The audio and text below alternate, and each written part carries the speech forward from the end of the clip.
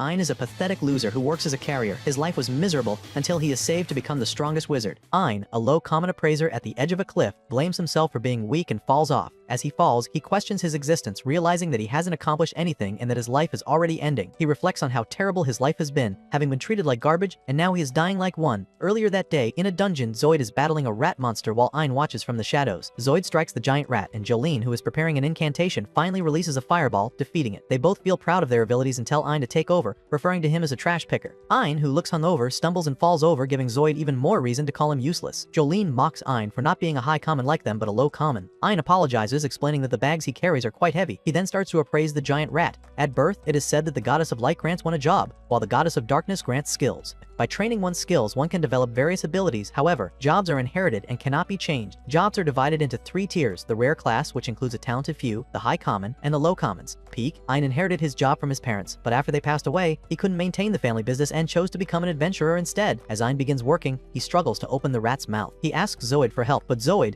being the jerk that he is, refuses and kicks Ein away. Jolene then tells Ein that they put themselves on the line to keep him safe and that he should show more gratitude. Ein apologizes and suddenly finds the strength to open the rat's mouth, while also hearing degrading comments from Jolene. Zoid tells him to hurry up with his disgusting work and join them. Ein has no choice but to endure their mockery, just to survive. He blames it all on his job as a lowly appraiser, or as Zoid would say, trash pickers. While still exploring the dungeon, they come across the corpse of a hellhound. Zoid, thinking they are lucky, asks Ein to collect useful materials from it. However, Ein finds this strange, just like any reasonable person would, as the guild intel states that this type of monster shouldn't be in that dungeon. Zoid kicks him again, insisting he do his job. Ein has no choice but to obey. He appraises the hound while Zoid and Jolene act all lovey-dovey. They reach a fork with 2 tunnels, one has a hellhound corpse in it. Zoid commands Ein to go retrieve it, but Ein is scared and realizes it's an obvious trap. He points out that, according to the guild map, there should be only 1 tunnel. Zoid tells him to stop whining, and Ein begs them to leave. Zoid goes ahead into the tunnel with Jolene, who tells him to go back alone. Ein, being a scaredy cat and also because he remembers that no other party was willing to take him,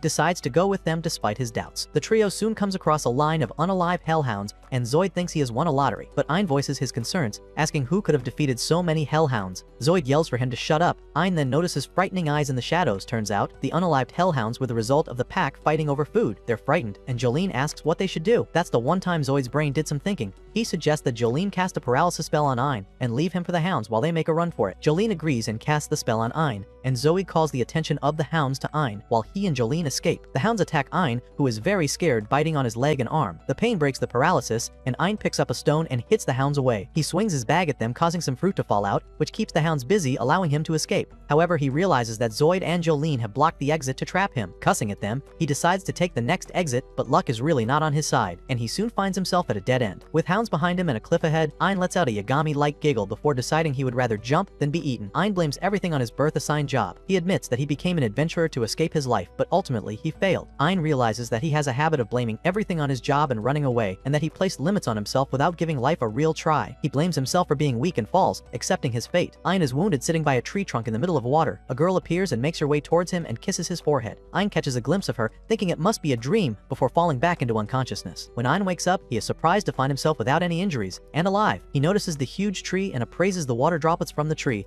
He discovers that it's a droplet from the world tree, and he is taken aback as he appraises the tree. His suspicions are confirmed. It truly is a world tree. Ein is surprised that the tree exists. Long ago, there was only one world tree that produced the magical energy used daily by people. They breathed in the mana generated by the world tree from the atmosphere and converted it within their bodies. It was said that this tree withered away long ago and no longer exists. However, people wondered how mana continued to be produced if the world tree had died. Scholars assumed that other world trees might exist somewhere, but despite searching every inch of the land, they could not find them. Ein thanks the tree for saving him. He hears a girl's voice and thinks it's just his imagination. Determined to find his way out before he starves, he thanks the tree once more and approaches the exit. He knows it's uncharted territory as it was not in the map, meaning not even the guild knows about it. Ein is aware that there may be enemies stronger than the hounds, but he is willing to go through it anyway with a stone in hand, determined to do everything he can. After walking for a while without encountering any monsters, Ein lets his guard down, focusing solely on finding an exit. Suddenly, he feels a sharp pain. His ear is gone. In agony, he reaches for it, but before he can reach it, another slash occurs. There go his fingers. In severe pain, he manages to appraise his attacker. It's an S-rank gremlin. Fear grips him. The hounds were only B rank. The gremlin attacks again, giving multiple cuts. Ein realizes how useless his job is. Simply knowing his opponent's rank does not give him the strength to fight. Desperate, he tries to escape, but the gremlin, with an evil smile, prepares to finish him off. Suddenly, it pauses midair and then explodes. A new enemy appears. Ein appraises it and discovers it is an S-rank death bear. He is paralyzed with fear as the bear slashes his face, damaging one of his eyeballs in the process. Ein screams for help and tries to get away, but the death bear picks him up and is squeezing the life out of him. Ein thinks it's his end, but luck decided to shine on him as the bear is suddenly defeated. His savior, however, is not pleased to have helped a human. She seems upset at the necessity of it. In the midst of this, Ein passes out. When he awakens, he finds himself once again by the tree, completely healed. His eye, though now a different color, is fine. In front of him is a girl holding a cup of tea. Ein sees her like a beautiful elf out of a fairy tale. Aaron's attention is drawn away from Yuri by Ursula, who then forces him to drink the tea Yuri made for him. After tasting it, he compliments the tea, which makes Yuri excited. He learns that Yuri saved his life and begged Ursula to help him, which is why she eliminated the monsters threatening him, as she ordinarily wouldn't have intervened. Ein thanks Yuri, making her even more excited. However, Ursula, who has had a problem with him from the start, hit his face for casually addressing Yuri, whom she refers to as her daughter. She continues to scold him until Yuri announces that she has no issue with it. Ein is confused about their mother-daughter relationship, as they don't look the part. Ursula, with an uptight expression, explains that she is the guardian of the world tree. She elaborates that there are 9 such trees and that guardians watch over them to ensure their safety and peace and occasionally protect them from outside threats. Ein soon learns that Yuri is the spirit of the world tree. He remarks that it's no wonder she's so beautiful, making Yuri red in the face. Ursula quickly hits him again, scolding him to keep his pickup lines to himself. She mentions that they didn't give him new eyes for that, which reminds him that he has lost an eye. Ursula explains that she healed his wounds with droplets from the world tree, but she couldn't restore his eyeball. Instead, they used a part of the world tree to create an artificial one for him, a spirit eye. She also adds that it was Yuri who asked her to help Ein. Curious, Ein asks Yuri why she would do that for him, to which she responds that it was because he thanked her earlier. Ursula adds that it's rare for someone to fall into that abyss, but whenever they do, Yuri always saves them, yet they never thank her. And when they discover that she is the world tree, they take some of her leaves and branches for themselves.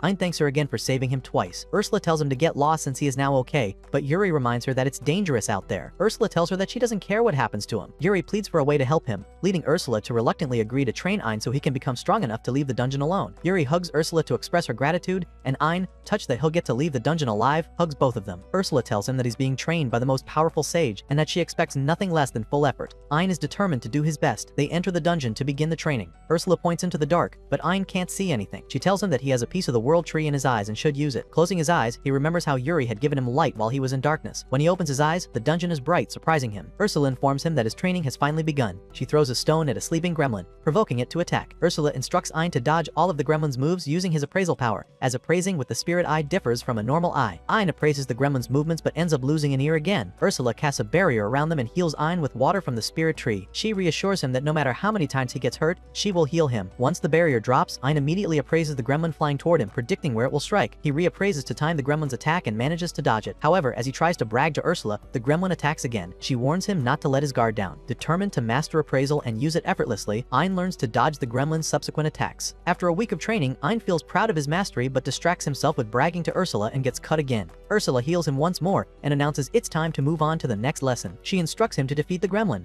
Ein protests about lacking combat skills, but Ursula tells him to rely on the spirit eye. She then hands him a wooden sword made from the world tree that Yuri cut for him. Ursula warns him to be careful with it. With the barrier down, Ein prepares for battle against the gremlin. He attempts to strike as the gremlin charges, but it dodges the attack. Ursula tells him he is too slow. He tries again, but the gremlin evades him once more. Ursula reminds him that moves aren't the only thing the spirit eye can appraise. Realizing this, Ein focuses on the trajectory of the gremlin's attacks, so he enters super appraise mode, seeing the gremlin's movements in slow motion. Finally, he lands a hit, taking down the gremlin. Ein is excited to have defeated an S-rank monster. Ursula tells him it's early to start celebrating and instructs him to defeat all the gremlins there. Meanwhile, Yuri is worried about Ein. Back in the dungeon, Ein defeats all the gremlins. For the next lesson, Ursula instructs him to appraise a gremlin's ability and make it his own. She explains that appraisal is about reading information on an opponent, understanding it, and then making it your own. She adds that with the spirit eye, he can also acquire experience. Ein gives it a try, and although it works, it's quite painful. He confirms that he has acquired the gremlin's ability to run super fast, but he tears a muscle because his body cannot keep up with the speed. Ursula heals him and urges him to keep running. Ein continues to try again and again, getting healed repeatedly until eventually his muscles stop tearing. While stretching, Ein informs Ursula that he's ready to take on a death bear, but she tells him he's not ready yet. To help him, she instructs him to appraise her abilities. When he asks what her abilities are, she doesn't hesitate to demonstrate by lighting him up like he's going through a Super Saiyan transformation. Ursula explains that it's an ability called Discard Incantation, which allows one to use magic by simply thinking about it, instead of going through the process of making an incantation. She then instructs him to appraise both the discard incantation and the fireball. Ein tries again but gets burned once more. Ursula heals him and he informs her that he was able to acquire the discard incantation. They try again, and he appraises the fireball but gets burned yet again. Ein trains for 5 days with the new abilities he has gained. He collapses a couple of times, but the World Tree droplets come to the rescue. After about half a month of training, Ein is capable of shooting out thousands of fireballs at once. He has also learned to cast mid-level magic. With his newfound abilities and training, he's finally ready to fight the Death Bear. As they watch from the shadows, Ein feels nervous, but Ursula reassures him that he is stronger than before, encouraging him to put his training to use and win. She then pushes him onto the battlefield. With his new abilities, Ein fights the bear and eventually defeats it with 100 rounds of fireballs. He is surprised at how easily he was able to defeat a Death Bear. After defeating the bear, Ein appraises its ability. Ursula tells him that he now has to defeat monsters as he makes his way to the surface, concluding his training. They're back by the World Tree. Ursula tells Ein that Yuri has a present for him. She hands him a crystal, the remainder of the World Tree spirit core, and adds that she'll make him a new artificial eye with it. Ein declines the gift, stating that it's the source of Yuri's power. Ursula tells him that he is only borrowing it and that it will return to the dungeon once he is no longer alive. She asks him to close his eyes as she performs the transplant. Ein wants to thank Yuri but doesn't find her. Suddenly, her voice responds from within his eye, and she appears. Ursula explains that with the entire spirit core in his eye, Yuri can now reside there. Yuri assures Ein that she will be useful to him. He agrees to have her accompany him and asks Ursula how she feels about it. Ursula hit his face, saying she can't just entrust Yuri to anyone, but she thinks of him as a good person. Ursula imbues Ein's hand with the infinite storage spell, allowing him to store an unlimited number of physical objects inside the seal just by willing it. She then presents him with a spirit sword she crafted to store. Just before handing it over, she stabs his second eye. Yuri heals him quickly, and Ursula forces a Philosopher's Stone down his throat. She informs him that she has established a permanent link with her consciousness, meaning they can always communicate and she will be able to see everything he does. As Ein prepares to leave, he asks if there's anything Yuri would like to do once she's outside. Yuri expresses a desire to visit her sisters. Ursula explains that the World Tree was originally a single enormous tree, but its branches and spirit core were split into 9 parts and hidden in dungeons across different regions, thus separating Yuri from her sisters. Ein promises to travel the world with her and find her sisters. Yuri is happy and thanks him. They set off, but soon come across 2 paths, and Ein is unsure which one to take. Ursula guides him, stating that she has appraised an escape route for him and that he won't get lost if he follows the arrows. She also warns him of an enemy approaching. Ein readies himself to fight and easily defeats the S-rank Viper. Ursula appraises its abilities, but Ein feels no pain because Yuri heals him immediately. They arrive at a huge door, the one they must pass to reach the surface. Ursula informs him that each dungeon has a boss monster and a labyrinth core that powers the dungeon. The monster protects the labyrinth core, and Ein must defeat it or he won't be able to escape. Ein has doubts that he'd win, but Yuri encourages him, which boosts his confidence. The massive door opens, revealing the core. Before they can reach it, a summoning circle appears, bringing forth a boss monster. Yuri returns to Ein's eye, and he begins to fight the monster. The battle lasts for a while, but thanks to Ursula's advice, Ein defeats it with his ultimate spell, Nova Strike, consuming the monster. Yuri heals him afterward and praises his efforts. Ein thanks her for her help. He then appraises the defeated monster, and Ursula tells him to also appraise the core. She appears and informs him that the labyrinth core can make his eye stronger. Ein agrees to this, and Ursula adds it to his eye. They leave the dungeon, and the door seal shut behind them, blocking access to the World Tree due to the loss of the labyrinth core. This means no one else can reach it anymore. They make their way to the surface. Meanwhile, at the Adventurers Guild, Zoid is telling some fellow adventurers that Ein sacrificed himself so he and Jolene could escape the dungeon. The others comfort him, believing his lies. While he's being a drama queen, he suddenly hears Ein's voice behind him. Surprised, he almost pops an eyeball from shock. Zoid asks how Ein managed to survive and dismisses Ein's claim of defeating the monsters as a lie. The other adventurers find Zoid's reaction a little sus and question why he isn't happy about Ein's return. Ein calls out Zoid's bluff, sharing everything that Zoid and Jolene did to him. The adventurers immediately switch up Zoid, throwing their drinks at him and calling him a monster. Ein stops them. He knows that Zoid played a huge role in who he has become. Without Zoid abandoning him, he would never have met Yuri and Ursula. He thanks Zoid, leaving both Zoid and the adventurers confused. They comment on how Ein seemed like a different person. Ein gains some new abilities from defeating a boss in a dungeon near the capital. He collects more labyrinth core, and his spirit eye improves. They did not find a world tree in the dungeon, and Ursula tells him that locating one won't be easy. Suddenly, they hear a shout. A monster is attacking a carriage up ahead. Ein rushes to their rescue with Yuri and Ursula back in his eye. He defeats them and appraises the abilities of the monsters while Yuri and Ursula heals the injured entourage. Ein approaches 2 passengers and asks if they are okay. When Claudia turns to him, she is starstruck and hugs him, calling him her hero. Ein mistakenly thinks Jasper is Claudia's brother and asks him to do something. Jasper corrects him, saying he is the head of a trading company, and then introduces Claudia as the 3rd princess of the land. At the king's mansion, Claudia thanks Ein once again for saving them, but he tells her it is thanks to Yuri. Claudia wants to jump on him again, but Yuri stops her, introducing herself as Ein's wife. Ein is flustered, but Claudia has no issue with it and tells Yuri she would be happy to be the 2nd wife. Jasper then asks to speak with Ein. He proposes marriage, surprising everyone. He explains that he is the head of a guild called the Ginno Company. Ein is familiar with the guild's products. Jasper shows Ein a room filled with beautiful gems and explains that he considers it his mission to safeguard the world's gems. He also mentions that Ain's left eye is a spirit core. He tells them that in order to seal away Micturion, the demon lord of calamity who tried to destroy the world tree used up all of its power and withered, leaving behind its spirit cores. He continues that he has been looking for a spirit core for so long and that Ain's eye stole his heart in an instant. He asks Ain to grant him the privilege of being reflected in his eye forever, holding Ain in a bridal pose. Ursula takes Ain aside and tells him that Jasper has spent a long time searching for spirit cores, meaning he has valuable intel on the world trees. She adds that if Ain were to marry Jasper, he would gain access to Jasper's resources and information, increasing his chances of finding hidden dungeons. Ain returns to Jasper and tells him that while he can agree to be friends, he is not ready to marry him. Jasper agrees and tells Ain that he is free to stay there moving forward. Ain then asks Jasper if he has any leads on other spirit cores, to which Jasper confirms he does, but warns that they are located in very dangerous areas. Ain asks for more information, stating that he might be able to retrieve the cores. The trio is at the secret dungeon that Jasper told him about. Ain hopes that one of Yuri's sisters is inside. He assures Yuri that he'll make sure she gets to see her. Upon entering the dungeon, Ain reaches a dead end. However, Ursula informs him that the wall is fashioned with a teleportation spell and that touching it would transport them deeper into the dungeon. Ain touches the wall and finds himself in a new area within the dungeon, but Ursula tells him that the whole jungle is a mirage. Suddenly, he hears the voice of a little girl greeting Yuri. Yuri appears and greets Pina, her little sister, who is looking at them from a mirror. She is surprised to see her sister teamed up with a human. Yuri asks Pina where she is, but Pina responds that she'll be waiting for Yuri at the end, adding that Yuri shouldn't get lost along the way. Pina wishes them luck, mentioning that she has set a ton of traps in the dungeon and reminds them that they are monsters too. She warns that she cannot guarantee they'll reach her in one piece, setting a challenge for them. Ain accepts the challenge, and Yuri returns to his eye. Ain begins his journey to find Pina.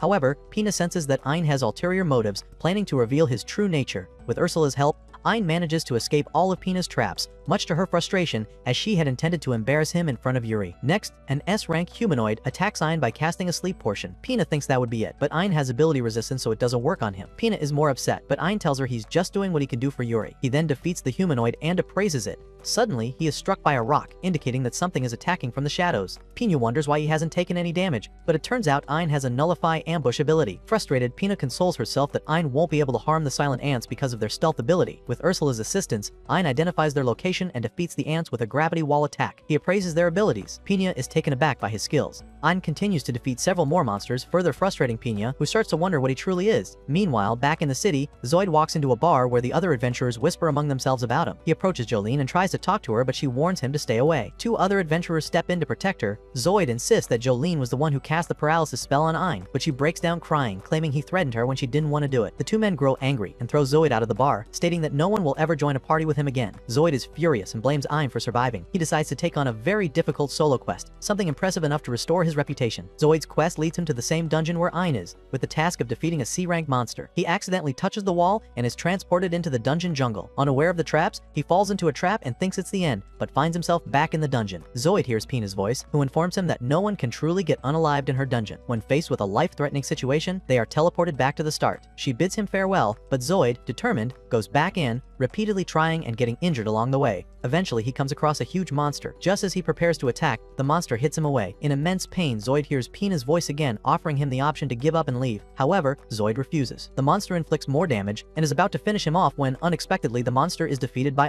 Ain. Zoid is about to thank his savior but is shocked to discover it's Ain. He asks what Ain is doing there, and Ain responds that he came to clear the dungeon. Ain then appraises the S+ rank monster. Zoid finds it hard to believe that a low common like Ain can defeat such a monster with one swing. Ain heals Zoid with the water from the world tree before causing him to faint. As Zoid loses consciousness, he hears Ain telling Pina to return him outside, leaving him confused about what's happening. Ain then reaches the boss monster's chamber, the final obstacle before reaching Pina. He assumes that defeating the boss monster will seal off the dungeon, but Ursula explains that it should be fine as long as the labyrinth core is not destroyed. The door opens to reveal another jungle on the other side. Suddenly, the ground begins to vibrate, and Ain activates his flight mode. He realizes that the enemy is the ground itself. A portion of the ground elevates, exposing a massive tortoise. Ain attacks it with a fireball, but it has no effect. His other attacks prove ineffective as well. He then comes up with a plan and takes a chance flying straight towards it. At ground level, Ain waits for the monster's attack. Ursula warns him that he's being reckless and might get crushed. The monster raises a leg to stomp on him, but as suspected, its physical attacks cannot hit Ain because it is an illusion. He casts a dispel spell, revealing the monster's true form, a small tortoise. Ursula praises Ain for figuring out what even she could not. He appraises the tortoise, and Ursula feels a sense of familiarity with it. Pina, still upset that none of her plans have worked, tells Ain he should defeat the tortoise, as it's the only way to clear the dungeon. Ain eventually convinces her to meet with them, without having to harm the cute tortoise. Pina and Yuri hug each other, happy to see one another. Pina then playfully teases Yuri about her feelings for Ain. Ain feels happy that Yuri has met one of her sisters. Pina expresses her desire to go with them, saying she's tired of being underground and promises to give Ain her spirit core. They agree to take her, and suddenly the tortoise jumps down from Ain's shoulder and transforms into a girl. She is Pina's guardian, Kurohime. Ursula and Kurohime reunite. Ein then asks Kurohime for permission to take Pina to the outside world. Kurohime agrees and requests to go with them as well. She gives him her Philosopher's Stone, which will allow her to travel with Pina. She demonstrates her ability, revealing that she can create barriers, claiming she would be useful to him. Ursula then adds Pina's spirit core to Ein's artificial eye, while being rude of course. Watching Yuri and her sister together, Ein feels happy for Yuri. He is determined to find the remaining 6 of her sisters. The more, the merrier. Meanwhile, outside the dungeon, Zoid wakes up. He cries as he realizes he was saved by a low commoner whom he had looked down upon. Jasper takes Ein to the guild to sell his items. Everyone is excited by Jasper's presence. He's like a celebrity. The attendant assumes Jasper is there to see the guild master, but he clarifies that he is just accompanying Ein. Ein then informs her that he would like to sell some items he collected from dungeons. Jasper adds that he wants to buy everything Ein sells to them. The attendant asks for Ein's guild license and discovers that he is rank F and his job is appraiser. She expresses doubt that an appraiser can defeat monsters and warns Jasper that Ein might be trying to con him. The onlooking adventurers mock Ein for being a low common. Jasper encourages Ein to show them the items, and everyone is shocked to see the mountain of rare items on the table. They begin to suspect that he might have stolen them. Ein feels discouraged by their reaction. This is exactly why he didn't want to visit the guild. Just then, Megan, the guild master, silences the other adventurers. She tells them it is foolish to judge someone based on their job alone. Approaching Ein, she comments on his artificial eye. After assessing Ein's items, the attendant confirms that they are legit. Everyone is surprised and Jasper vouches for Ein. The girl apologizes for looking down on him earlier. Megan also apologizes on her behalf, saying that even if their fates are decided at birth, life is fun because there are those who refuse to fit into such boxes. Ein is touched by her words, telling her that if there are people like her, he is glad he decided to come.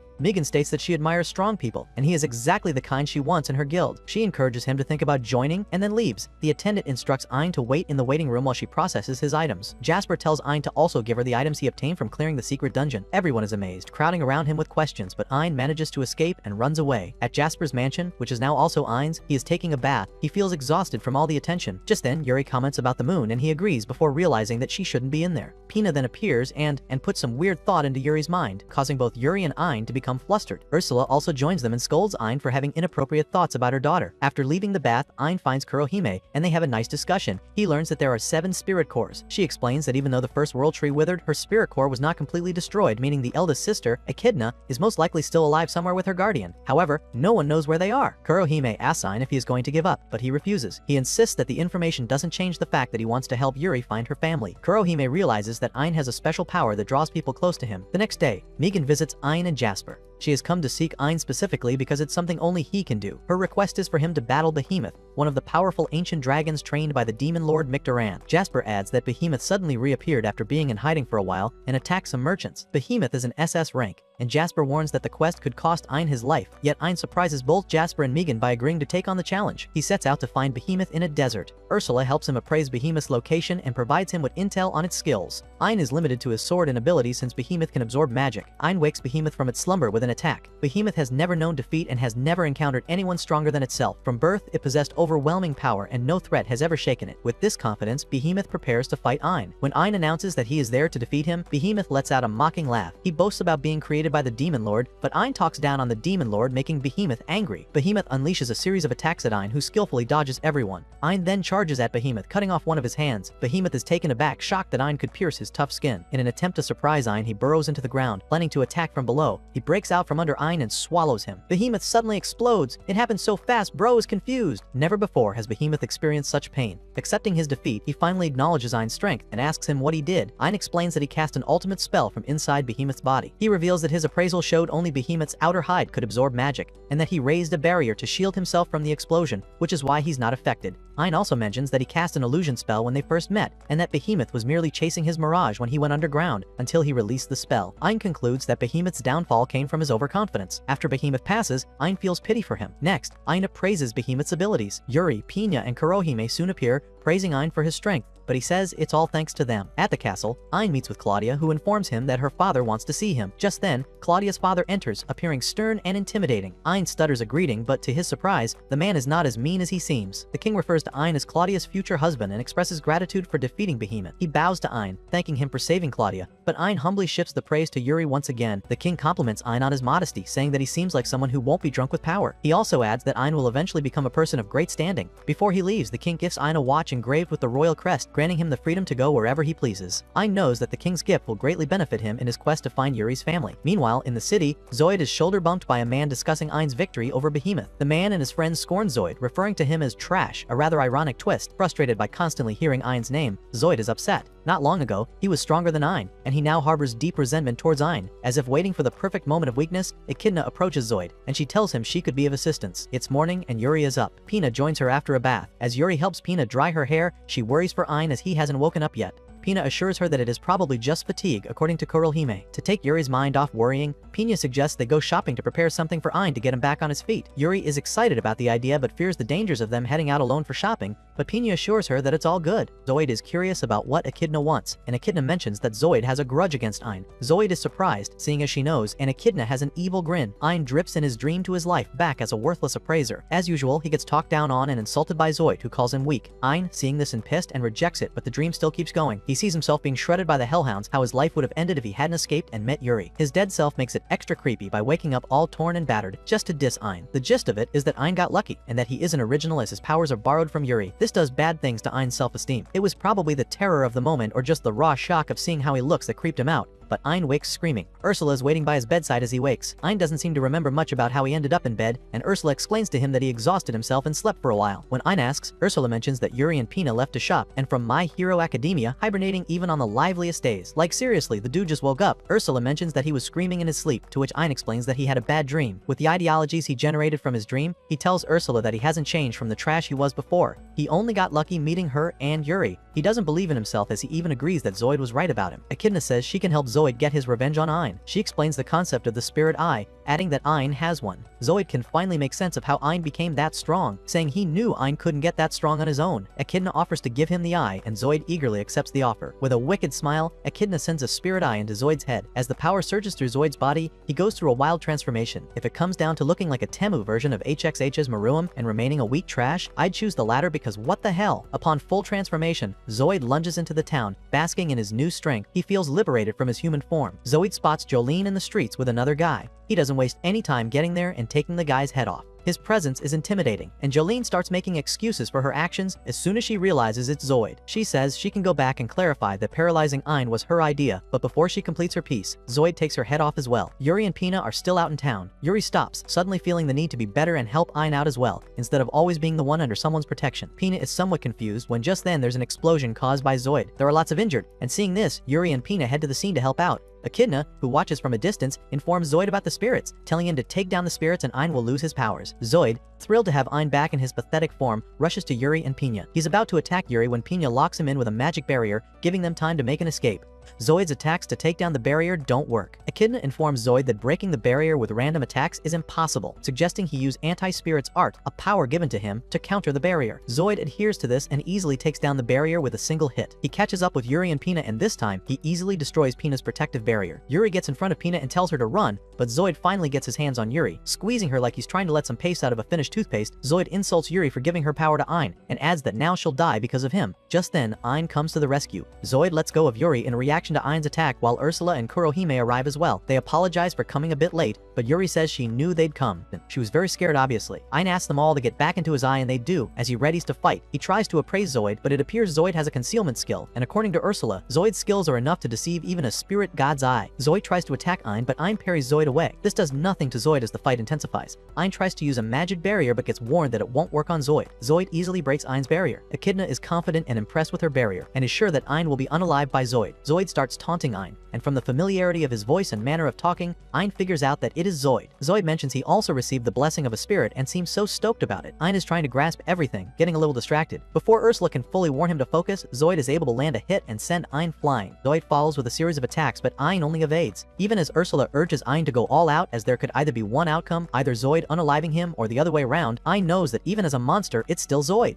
Zoid praises the power they both have, mentioning that he's surprised Ein hasn't used it for his personal gains. He believes Ein is just like him and has been itching for revenge for all the bullying he received. Ein dismisses Zoid's statement, but just then, his alternate self clouds his mind with more of such. Everything said gets to him, that he's still the lowest of the low, or even that he'd do anything to stay alive. Zoid says again that he and Ein are the same in nature. Just then, Yuri interrupts. Standing up front, she confronts Zoid, attesting to the fact that Ein isn't like that. She adds that Ein is kind and strong, not the type to hold grudges. Ursula follows up, mentioning that Ein has gotten stronger, and not only in his abilities but also in his heart. The courage and kindness he has to help people with his power and many other good things he's done aren't something he got from Yuri, but something he had and cultivated on his own. Ein's alternate self still tries to put doubt in his head. Yuri mentions that meeting Ein changed her fate and is the reason she'll be able to see her family. At this point, Ein is in tears and genuinely asks if he has gotten stronger, to which Ursula and Yuri affirm. Zoid is getting impatient and continues to, together with Ein's alternate self, talk down on Ein. But this time, Ein is more grounded. He's ready to become the Ein Yuri and Ursula believes he is. With that, he unleashes his power. Zoid is stunned at the amount of magical power emitting from Ein.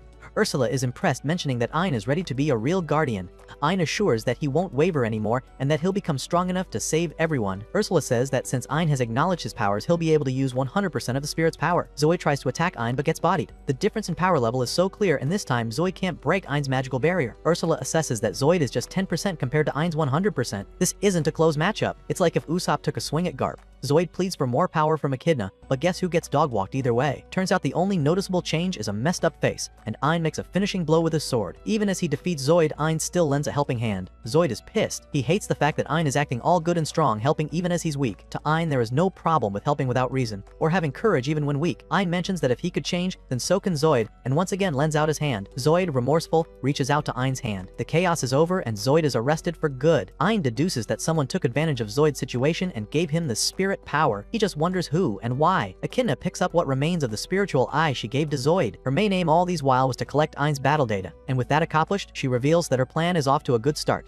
Although she didn't anticipate that Ein wouldn't kill Zoid but use cleansing magic to defeat him instead, she has sealed Zoid's memories of the incident. Hence, the loose ends are tied. She leaves the scene promising to free a certain person, Micturion. It is just a regular day at Ein's abode, until Yuri approaches him, awkwardly asking for a kiss. Ein is stunned, but Ursula concurs, mentioning that a kiss is necessary to reinforce the contract between him and Yuri, especially now he's a full guardian. Ein imagines it could be less serious, as the kiss might be like when knights swear fealty to their lords, but Pina and Kurohime pull up, teasing him till everything gets awkward again. Ursula asks that they give Ein and Yuri privacy. Yuri is excited for this and poses for a kiss. Ein is super awkward and trips on his way to her. Falling to Yuri, Ein kisses her forehead instead, and the contract gets reinforced notwithstanding. Yuri is really flustered either way. Echidna meets with a certain demon, Baron Falco. She offers him a task which, according to her, was sent by the Demon Lord. The task is to take down Ein. Falco doesn't see why a demon of his level should be sent against a weak human, but Echidna briefs him on Ein's feats. Falco doesn't seem impressed, but since it was requested by the Demon Lord, which is a great honor, he happily and energetically embarks on his journey. He praises himself and his abilities as he speedily travels to Ein's place. Ein has just woken up from sleep and is all nonchalant about their encounter, shushing Falco so he doesn't wake the others. Falco, provoked, unleashes his ultimate attack but gets slapped away by Ein. Almost the level of disrespect Luffy gave Kaido. Before Falco hits the ground, Ein catches up with him and finishes him off mid-air. At least Falco got to experience the power gap between them before blacking out. As Ein appraises Falcon's abilities, the others finally join him from their sleep. Pina teases Ein, mentioning that he must be stronger than Ursula for him to be able to take on an enemy without her assistance, and Ursula proves her wrong with a devastating submission hold on Ein, only that it doesn't matter if he submits. Ein and Yuri visit the castle the next day to check out the Forbidden Library. They come across Claudia on the way, and she escorts Ein for some distance before stating she doesn't have permission to continue. The librarian grants access, and since Ein has the Silver Watch Pass given to him by the king, he is able to make it through. However, Yuri and Ursula can't join him as there is a powerful barrier blocking them. Ein continues on his own till he gets to the library. On arrival, Ein is wowed by how vast the library is, which is a lot of work considering he's searching for a clue. Just then, he notices a girl fall from up top and rushes to the rescue. She is the librarian, flustered but in a nonchalant way. After Ein introduces himself, she mentions she is Alice. Alice questions why Ein is at the library, and he reveals that he needs to research secret dungeons, further explaining that there is someone very important to him and he wants to help her find her family. With that, Alice grants him a book with information on the secret dungeons. Ein is excited only to be stunned when Alice asks how Yuri is. It turns out she is Yuri's sister, and she recognized Yuri's spirit core in Ein's eye. After confirming, Ein realizes the book doesn't contain a secret dungeon, and Yuri doesn't think Alice gave Ein the book by mistake, and Peony agrees. Ein makes the decision to return to the library for clarification. Ein apologizes to Yuri for the fact that she can't meet Alice just yet, but promises he'd do everything in his power to make that possible. Alice is watching all these with her 1,000-mile eye. Her guardian questions why she's spying on Yuri, and from the looks of things she has done that more than once. She also asks Alice if she doesn't want to meet Yuri, as she gave Ein the wrong book. Alice explains that the outside world scares her, and she can only watch since she doesn't have the power to fight. Also, She hates humans as she believes they are the ones who killed her big sister, Echidna. Her guardian feels Alice doesn't see Ein that way, but is unsure as she hasn't decided to join him because she doesn't fully trust him. Flashback to when Ein met Alice. While they discussed, Alice's guardian, Akahane, came in. After exchanging pleasantries with Ein, she thanks him for being kind to Alice, adding that she hasn't seen Alice that happy before. Ein is confused as no expression on Alice conveys the idea that she's happy. Seems like she's too nonchalant to show emotions. Ein mentions that Yuri and Pina are outside, but before he can suggest anything, Akahane mentions that there's nothing that can be done about meeting them. The library doesn't exist within the king's castle. It is a separate dungeon, with its own entrance and exit that only permits humans. Only those permitted by the king and Alice can get in,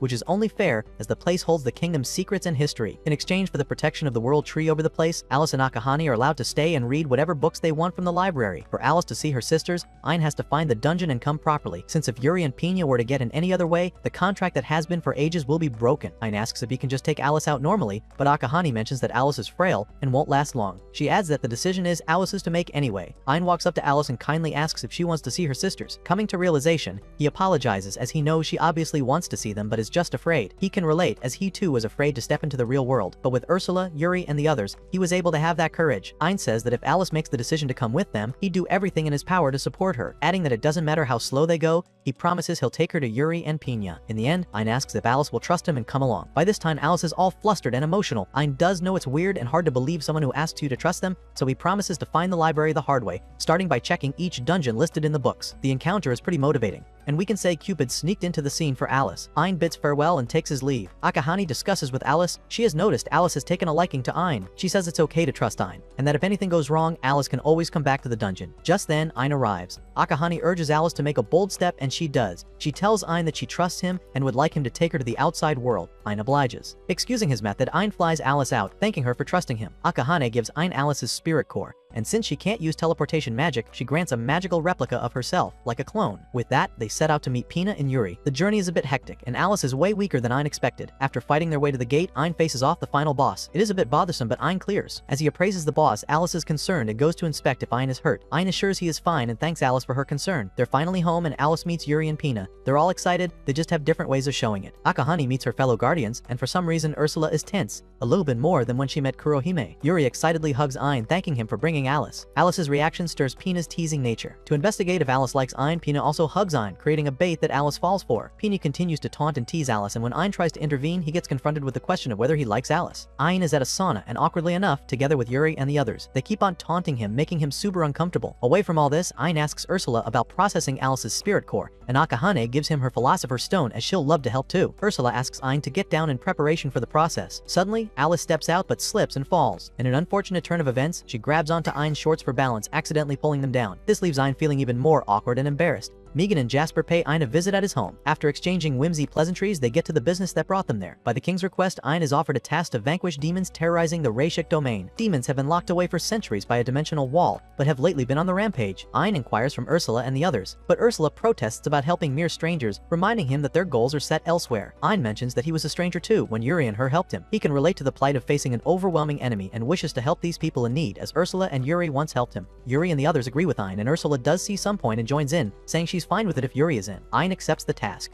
A man and his daughter, together with a group of people, head into the woods. They are all gloomy, like they are in an apocalyptic era. The daughter complains to her father about her hunger, and he assures her she won't suffer that for long, as they are heading to a place where she won't have to suffer anymore. She seems excited, imagining it to be like heaven, where she believes her mom is, but her father looks bothered. They get to their destination, and just then, the ground starts shaking. Unlike the confused girl, the others are well aware of what is going on. Mentioning that Lord Hydra, a demon, is coming, they all prostrate themselves. They came with the intent of seeing the demon and making a sacrifice, which is offering the man's daughter to the demon. The man moodily tells his daughter to go to the demon, referring to it as God. He says that it will take her to heaven, although he won't be joining her at the moment. He is already sobbing when his daughter, who is trying to be brave, consoles him, telling him not to cry about her since she won't be there to wipe his tears, as she had when he wept over her mother. He's more heartbroken to know that his daughter was aware of everything all the while. She rushes to the demon. Lord Hydra complains about their lateness, but is impressed by the offering, as its different heads seem eager to consume. Just as the girl shakily requests that the demon take her to heaven, her father rushes in with a change of heart, asking the demon to take him instead. The villagers protest his motion, as the sacrifice is the only way their village can remain safe. Lord Hydra doesn't accept men and reminds them of their pact, It takes a woman every month in exchange for not destroying their village, and because of this, it is pissed off and sends out a poisonous gas to kill everyone. It is about to consume the girl when Ein intervenes just as the girl screams for help. Ursula analyzes the demon, and with Yuri's help, Ein detects and clears the poison, healing the villagers. Lord Hydra is surprised that Ein can neutralize the poison just by a look, and Ein himself is surprised as well, even though he knew Yuri's powers had upgraded. Ein urges the villagers to run, saying he will handle the demon, but they don't see a point in running, as Lord Hydra will still come for them. Lord Hydra agrees with them, as he doesn't think one little human can turn the tables. Just as he gloats, Ein pulls a Zoro-level sword slash, finishing off Lord Hydra in one hit.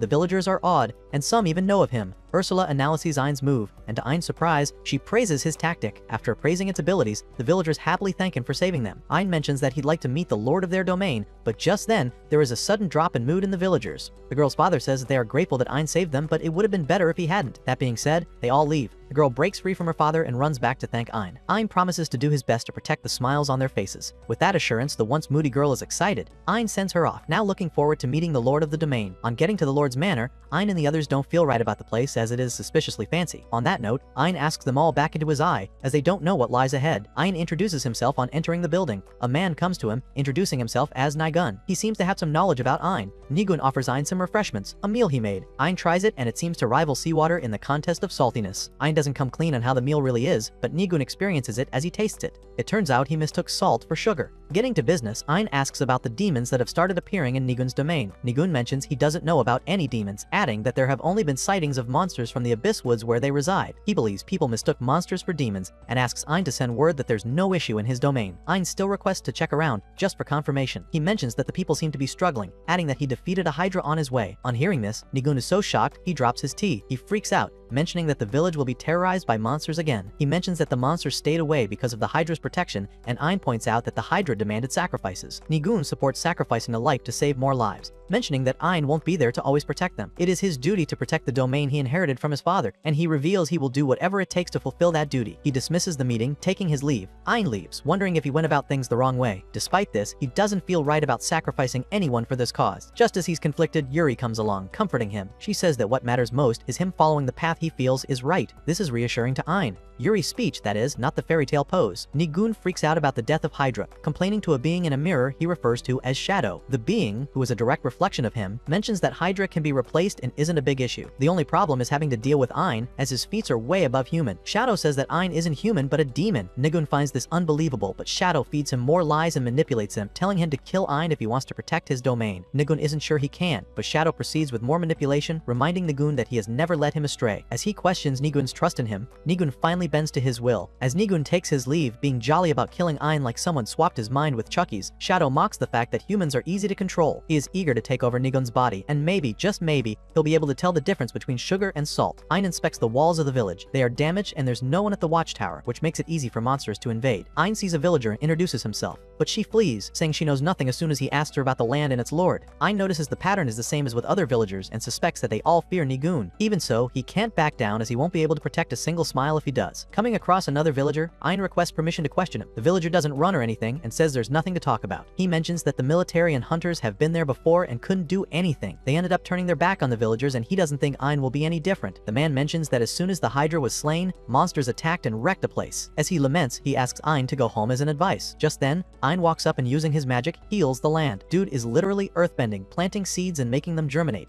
The man is surprised, but Ein doesn't stop here. Ein moves over to the walls and creates a really high and thick one to prevent the monsters from invading. Bro thinks he's in Attack on Titan. Ein tells the man to let him know if there's anything else he needs, asking the man to resolve to live again instead of resolving to die. He wants to help and pleads that the man let him. The man is still shocked but bursts into laughter. He mentions that Ein's request to help is the second he has received, with the first being from Nigun's father. After telling Ein about Nigun's father's good qualities, he mentions that things went sideways when Nigun took over. It was around that same time that the Hydra appeared. The man reveals that Nigun made a sacrificial pact with the Hydra. Nigun ruled with an iron fist, and those who could no longer endure his tyranny never returned after seeking an audience with him. The man mentions that he'll start believing again because of Ein. Ein, feeling emotional, promises to do his best. Just as the man takes his leave, Ein senses a huge horde of monsters heading towards them. Ein is determined to save the village, no matter what it takes. Ein stands ready to defend the villagers. It won't be easy, but seeing the villagers giving up and remembering how they trusted him, Ein resolves to do his best. He asks the villagers to stand back, then flies into the sky and fires an attack at the approaching monsters. However, he only inflicts minimal damage. There are still thousands of of them coming closer. The monsters take to the air toward Ein, but he annihilates them all. Next, he uses the Grabby Well spell to eliminate more monsters, including one that tries to sneak up on him. He continues casting spells, destroying the monsters set by set. The villagers, who had been running for their lives, stop and are surprised to see that Ein has defeated all those monsters by himself. Pina warns Ein that he will collapse if he keeps fighting this way, but Ein insists that he won't go down until he defeats every last one. He summons an expansive slash spell as his final move. Its range grows until it covers all the monsters. Ignoring the spirit's warnings, he slashes, defeating all the monsters at once. Feeling satisfied, he finally collapses to the ground. Yuri rushes over and heals him. Ein thanks her, and just as he's about to ask about the villagers, Mia happily jumps on him. The rest of the villagers express their gratitude for saving them for the second time. One of the villagers feels motivated and says they can't keep being helpless. They need to start fighting for themselves instead of waiting for death. The motivation is contagious, and soon everyone is fired up as well. Yuri and Ein are happy to see the villagers' newly found will to live. Ein says he's glad to be a little more like Yuri now. She saved him and gave him dignity, confidence, and courage, and now he has been able to share some of that with the villagers. He declares that he wants to stay by her side. The villagers fawn over their conversation, embarrassing both of them. One of the villagers states they won't let Nigun push them around anymore, but Nigun immediately appears behind him, terrifying everyone. Regaining their courage, the villagers stand up to Nigun. Nigun accuses them of being fooled and claims that Ein is a demon trying to take control of the Rashik domain. The villagers don't believe his story. One of them boldly states that even if Ein were a demon, he would rather be ruled by him. Nigun is disappointed. Another villager supports the idea that they want a lord who will fight alongside them, just as Nigun's father once did. Nigun begins to lose his mind and calls for Shadow's help. He pulls out a mirror, and Ein immediately tries to appraise it, but he cannot read it. Meanwhile, Shadow is prepared to proceed with his long-term plan. Ein tries to prevent Nigun from opening the mirror, but it's too late. A dark aura quickly surrounds Nigun, taking him into his subconscious. Nigun asks what he should do. Shadow tells him to follow his instructions, and everything will get better. He then says that the villagers are useless if they won't obey, and Nigun should eliminate them like he did his father. Nigun, feeling confused, responds that his father was ill, but Shadow laughs and reveals the truth. In the past, when Nigun was young and with his father, the villagers loved his father. Nigun idolized him and wanted to be a great lord like him, but he was clumsy and weak. Other children avoided playing with him, believing he was sick and contagious. One day, he overheard some villagers say he wasn't his father's biological son but was just found. As he ran away in tears, he stumbled and fell into a puddle, utterly heartbroken. At that moment, Shadow appeared, taking on Nigun's appearance. He assured Nigun that it was fine to be different from his father, and that he should simply be himself. Nigun asked who he was, why he was there, and why he looked like him. Shadow ignored the questions and just said he's Nigun's imaginary friend, asking him to keep it between them. Nigun was thrilled since he'd never had a friend before. They became inseparable, and Nigun seemed much happier. Then one day, Nigun's father fell ill. Shadow provided Nigun with a recipe for a herb to help his father recover. Trusting Shadow, Nigun prepared it for his father, who drank it happily, but his condition only worsened. Nigun continued preparing the herb until his father passed away. Heartbroken, Nigun felt lost, but Shadow promised to help him rule. Fast forward to the present, Shadow finally reveals that Nigun had unknowingly poisoned his father with the herbs. Meanwhile, Ein is desperately trying to reach Nigun. Nigun feels betrayed and overwhelmed with guilt. Shadow had deceived him with illusions. Shadow also reveals that he lied about Ein being a demon. In fact, he is the demon. Shadow's original plan was to control Nigun's father and establish a route to export humans to the demon realm, but Nigun's father never let his guard down. Instead, Nigun made a great pawn, easy to control. Shadow admits that he has sent many humans to the demon realm thanks to Nigun. Then he finally delivers the bitter truth. Nigun is weak and unfit to be a lord. Nigun falls apart. The dark aura intensifies, completely covering him. When it finally clears up, Nigun is different. Shadow is taken over. Ein asks who he is, and Shadow delightfully introduces himself as a Viscount among the 5 ranks of demon nobility. Shadow the Enticer. Ein asks Shadow where Nigun is, and Shadow replies that Nigun is still in the body, just weak. Shadow managed to take over because of a tiny bit of messing with Nigun's feelings. Ein is upset. Shadow blames Ein for Nigun's current state, insisting that his plans had been going well. He had been using Nigun to weaken the territory's defenses and ship humans off to the demon realm, but Ein's appearance messed up the plan. Now, Shadow feels he has no choice but to end Ein himself. Shadow claims that Ein won't be able to hurt him as long as he's in Nigun's body. When Shadow attacks, Ein quickly restrains him with a barrier, but Shadow breaks through it with ease. Shadow summons demons from the ground to attack the villagers. Ein immediately defends them and builds a barrier to keep the villagers safe. However, Shadow approaches with more monsters and breaks the barrier, allowing the creatures to leap toward the villagers. In a moment of quick thinking, Ein uses body doubles to fight off the monsters. While distracted, Ein is hit by Shadow's punch, which leads to a flurry of additional blows from Shadow. Ein wants to strike back but hesitates, remembering that it's Nigun's body he would be attacking. The spirits tell him that being on the defensive won't help him, but Ein is afraid of harming Nigun. As Shadow continues to punch him and grows increasingly frustrated, he tries to provoke Ein with taunts, urging him to sacrifice Nigun to save the villagers. Ein flatly refuses and calls out to Nigun, but Shadow is confident that Ein will never reach him. Despite bleeding, Ein approaches Shadow. Shadow, annoyed by his resistance, punches even faster and harder. The girls beg Ein to stop. Even Yuri's healing magic cannot keep up with the injuries he's sustaining. Ein grabs Shadow by the collar and headbutts him. Meanwhile, inside the body, Nigun remains depressed, blaming himself for everything. Suddenly, he hears a voice calling his name. It's Ein. Ein tries to remind Nigun of his wish to protect the village, like his father did. Nigun remembers his father's words that he will become a great lord someday, and tears begin to fall. Meanwhile, the villagers summon their courage and agree to fight off the remaining monsters themselves. Nigun realizes that what he did is unforgivable, but he understands that facing the truth is hard and he can't move forward if he doesn't. Gathering his strength, he stands and walks toward the light, following Ain's voice. Shadow regains his composure and declares that Ain's resistance is futile. Just as he is about to attack again, he loses control of the body. He yells at Nigun to give up, insisting that he'll never leave the body. Nigun says that's better and only takes over half of the body. He thanks Ain, then Nigun pulls out a dagger and plunges it into his own chest. Ain wants to rush to him, but Ursula stops him, insisting that Nigun's sacrifice should not be in vain. Nigun falls to his knees with Shadow struggling. In an emotional speech, Nigun admits that he realized Shadow was no ordinary illusion. He acknowledges that what Shadow did was terrible, but Shadow saved him and was his friend. Shadow pretends to be touched and reminiscing about their memories, only to say that Nigun was merely a pawn at his disposal. He says that weakness is a sin, and that just seeing Nigun makes his blood boil. Refusing to waste any more time pretending to be friends, Shadow chooses to abandon the body. Shadow exits Nigun's body, taking on his original hideous form, a lizard and a pom-pom, and attempts to flee. He spots Mia and decides to take her body, but is immediately pinned to the ground by Ain's sword. Ain rushes to Nigun and begins to heal him. After a while, it seems like he might give up, but Yuri joins him for support. They both call out for Nigun to wake up as they continue healing him. A bright light suddenly appears where Nigun is. A hand reaches out to him and he takes it. His wound heals and he finally regains consciousness. Ain and Yuri are thrilled, but Nigun pushes them away in anger. He insists that he should be gone, claiming that giving his life was the only way to atone for his sins. Ain refuses to accept that. The villagers concur with their spokesperson stating that although he'll never forgive Nigun, it would be no different of them wanting him gone. Besides, that won't erase his sins. He tells Nigun he must atone by facing what he has done, no more running away. Nigun realizes he had been trying to escape to go see his father again. He thanks the villagers for giving him another chance. Yuri is happy but unexpectedly faints. She says she must have gotten a little tired, and Ain realizes she used so much power earlier.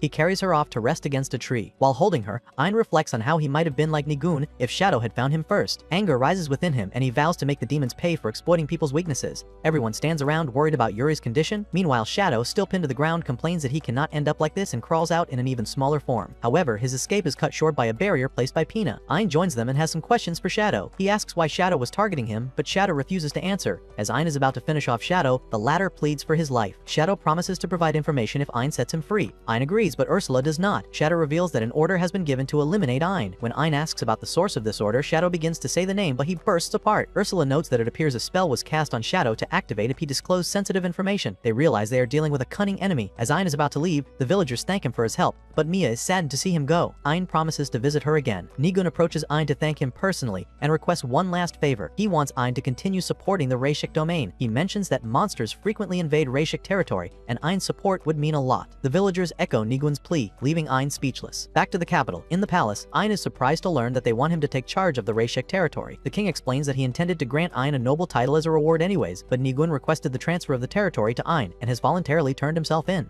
Nigun wants to help the Rashik domain once he has been formally judged and has completed his penance. Ain doesn't know what to think. Jasper advises him to focus on his own objectives and assures him that he will handle all the noble responsibilities. He also points out that with his new title, Ain will have many opportunities to build connections, which could help gathering information about secret dungeons. After considering it, Ain approaches the king and accepts the offer. The king is pleased. Claudia jumps on Ain, saying that they'll soon get married now that he's a noble. Yuri joins her, trying to claim her place. Claudia agrees that Yuri is the first wife. Meanwhile, Alice just stands to the side feeling tense while Pina teases her. In the Demon Kingdom, two demons are discussing the recent deaths of Falco and Shadow, which was by a mere primate. They mock both demons, labeling them a disgrace to the 5 ranks of demon nobility. Suddenly, one of the demons loses his head. It's Ioana's doing. The remaining demon quickly apologizes. Ioana contemplates using him as her new toy but decides against it, realizing he'll shed hair all over her. Instead, she orders him to clean up the mess. Echidnas is watching Ain and comments that they would be in trouble if he couldn't easily defeat someone of Shadow's caliber. Ioana joins her, displeased that Echidna is so fixated on a mere human. Echidna asks if she thinks any mere human could defeat Falco and Shadow. Lawana wonders if she should test that. Echidna smirks and asks Ioana to run an errand for her. She wants Ioana to bring back one of the World Tree spirits, adding that Ain will be there since his goal is to visit the spirits of the World Trees. Now intrigued, Ioana accepts the task and feels confident about eliminating Ain and bringing back the spirit for Echidna. As she's about to leave, she realizes that her ride has run out of juice. She asks Echidna to dispose of it for her and leaves on her own. Echidna is amused and returns to watching Ain. She says he must strive to become even stronger. Meanwhile, at the mansion, Yuri asks Ain what he wants for lunch, but before he can respond, there's a knock on the door. It's Alice, who says she needs to talk to Ain about something important. Ain invites her in just as Pina appears out of nowhere, excited for what she thinks is a love confession. Yuri shares in the excitement and wants to join in. Alice clarifies that it's a serious issue. She explains that she's been using her 1,000-mile eye to search for world trees and has found one. Ain urges that they should go see it immediately. Kirsch says she's in favor. Ain and the girls are startled by her voice and look around. Alice spots her first laying on the bed. Kirsch greets everyone, and they they all turn to her. Ayn panics, but Yuri rushes over to hug her big sister only to land on the bed. Kirsch laughs, explaining that it's not her real body. Ayn is surprised to see another sister, while Pina tells him that Kirsch is the second oldest. They introduce themselves, though Ayn feels awkward. Alice brings the conversation back on track, and Kirsch informs them that a world tree is currently being targeted by a demon, and they could use Ayn's help. She says they're holding out, but they are unsure how much longer it can last, as the demon is quite powerful. Ayn immediately agrees to help and asks where the tree is located. Kirsch reveals that she is not the one being targeted. Alice says it's May's tree. Yuri tells Ayn that May is the youngest sister. Ayn asks about May's guardian, and Kirsch explains that May's guardian died long ago while trying to protect the tree. Kirsch has now taken on the responsibility of being May's guardian. Ayn recalls that it was said they couldn't leave their trees, but Alice clarifies that the eldest sisters are high-level spirits, all capable of independent movement to some extent. Ayn now understands the situation. Kirsch says her current form is merely a double. Her real self is still with May, protecting her, but she doesn't know how much longer she can hold out. Alice asks if Kirsch's evil eye can't defeat the demon. Kirsch believes she could potentially do it if she went all out, but that would destroy May's tree and affect the Rayshek domain. Ayn realizes that Kirsch's mask is meant to seal her evil eye. He wonders just how powerful the demon is. This time, it's not just him the demon is targeting, but a spirit as well. Ayn is determined not to allow that to happen. He expresses his desire to help Kirsch and May, and everyone agrees. Ayn asks Kirsch to hang on a little longer, and she responds positively, saying goodbye. Next, Ayn heads to the secret dungeons. It's a forest. Ursula warns him that it is enchanted with powerful curses. Ayn continues walking. He knows the way with Alice's help. As he walks deeper into the forest, they realize the strange lack of monsters. He says the locals had mentioned the area teeming with tough monsters. Ursula explains that sometimes monsters can sense a being's strength and avoid approaching recklessly. Taking advantage of this, Ayn decides to move quickly. He flashes across the forest until Ursula tells him to stop. Something is approaching. Looking up, Ayn sees a swarm of bees and a demon among them. She introduces herself as Hornet the Indestructible, a count of the 5 ranks of demon nobility. Hornet orders her worker bees to attack, but a bear suddenly appears, annoying her. She commands her bees to deal with the bear first before returning her full attention to Ayn, saying how defeating 2 demons has made him proud. She plans to humble him this time. As her bees swarm around Ayn, Hornet is excited, but he suddenly disappears and reappears behind her,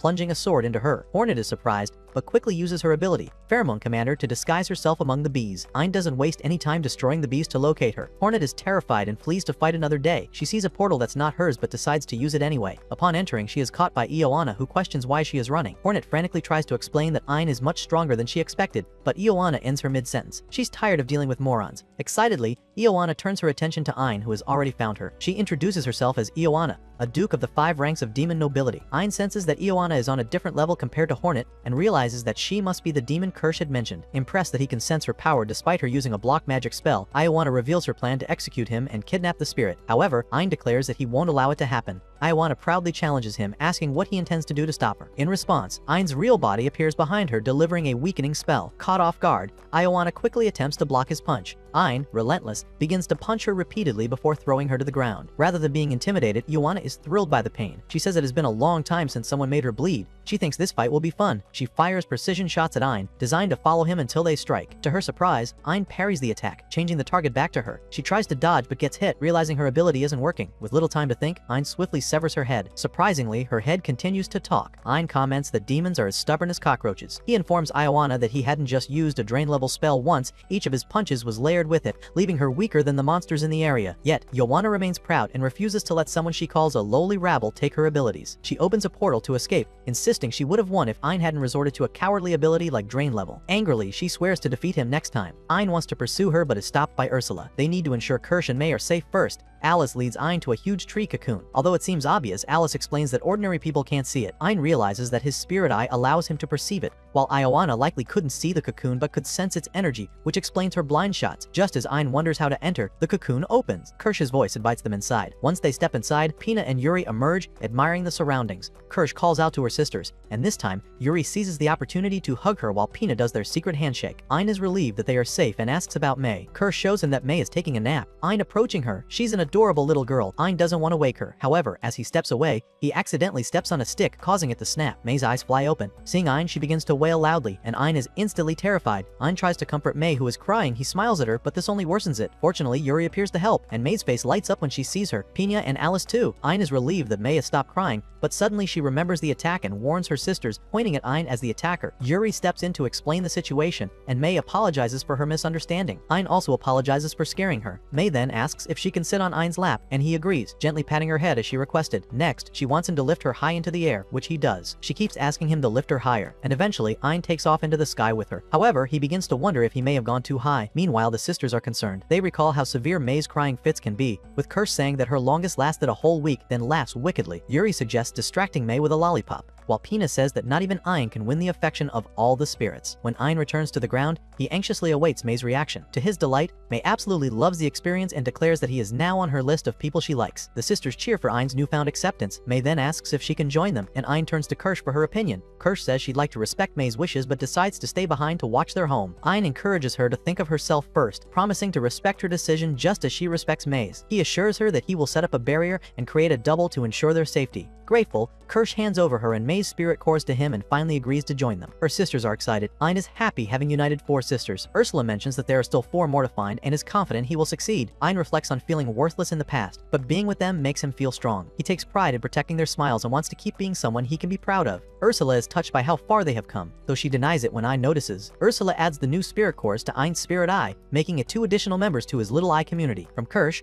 Ein gains the evil eye of nothingness, and from Mei, he receives the power of tree creation. His artificial eye levels up, now enabling him to appraise auras. Kirsch warns him to avoid overusing the evil eye to prevent side effects. Ursula explains that with appraising auras, he can assess tremendous athletic abilities. High-ranking demons can manipulate auras and attack with them, but oddly enough, Yuana underestimated him and didn't bother to use it. Lastly, Ein's sword is enhanced with the Smite evil power, enabling it to cut through magic and absorb an enemy's aura for strength. Ein is thrilled by these upgrades. He feels he will be on equal footing against the demons now. Meanwhile, Echidna holds a meeting with the nobles of the demon realm to discuss finally eliminating Ein. Ein and his companions arrive at the mansion in the Reishik domain where Nigun lived. He suggests they clean the mansion. However, everyone has something to say while Kirsch is drunk and asleep, and Mei is throwing a tantrum. It's a rough start and Ein is already feeling stressed. The cleaning begins and Ein pairs them up to make the task easier, each spirit with their guardian and Alice with him. Everyone gets to work. While Ein and Alice clean the library, she thinks about how she's alone with him. This is her chance to confess her feelings. Ein, noticing her hugging a book, comments on how in love she seems and adds that he feels the same. However, Alice misunderstands him, thinking he means he is in love with her. Despite Ein talking about his love for reading and the smell of paper, Alice remains oblivious and gets all worked up. Kurohime finishes her cleaning tasks and goes to check on Pina. The room looks sparkling and Pina is proud, but Kurohime sees through her illusion. She orders Pina to tidy up the room for real, getting all scary mom on the girl. Yuri and Ursula are responsible for the bathroom. Yuri is excited about the chores until she slips. Ursula to panic and rush to catch her, but Yuri manages to catch herself. Yuri checks on Ursula, and they finally have a heart-to-heart. Yuri asks Ursula to stop being so overprotective. She says she wants to try everything she can as doing new things make her happy.